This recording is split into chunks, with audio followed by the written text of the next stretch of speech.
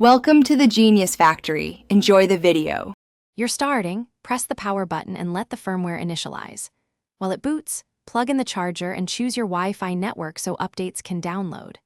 Sign in with a Microsoft account to sync settings. If you prefer local, create a local account, but make sure to enable backups later. Once done, run Windows Update to get critical drivers and security patches. This avoids driver conflicts and gives you a stable baseline for the next steps. Now configure system-level settings so the laptop behaves the way you need.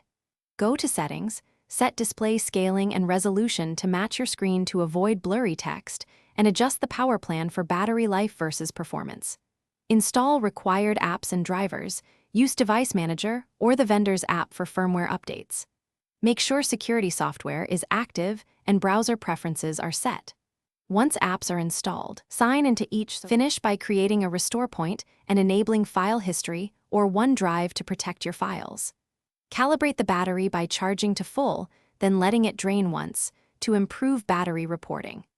Check Device Manager for any unknown devices and run a full antivirus scan.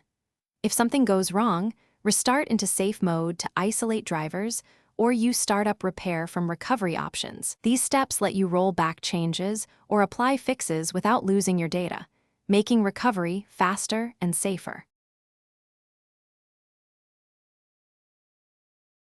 Thanks for watching. If you found this helpful, don't forget to like and subscribe.